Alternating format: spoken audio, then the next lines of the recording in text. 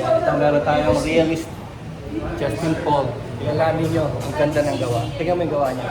Paliwanag mo, tungkol to sa sudyap ng Quiapo, art show.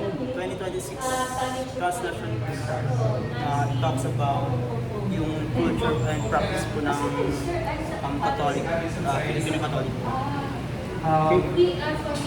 Ito po yung one of the school po na nag-aaral po that time, which is sa site po nito makikita po natin yung mga devotees po ng black na sa na pilit pong inabot yung panyo po nila na white para na po makapahit sa Nazareth. Itong Black Nazarene nandun to sa loob ng Quiapo. Sa loob ng Quiapo Church.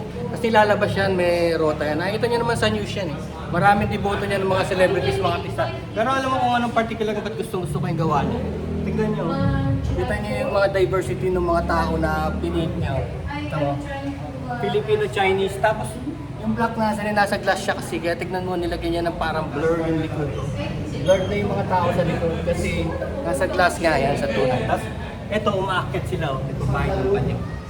Tignan nyo yung itsura ng mga tao. Kung gaano clear. Diverse. Galing ba yan sa picture? Yes, photograph po ni Sir Lindon Aguila po. Lindon Aguila. Galing, tignan nyo. Kung gusto niyo ng mga ganyang art, kontakin niyo lang siya si Manata. Alright, thank you! Realist, no? Galing, no?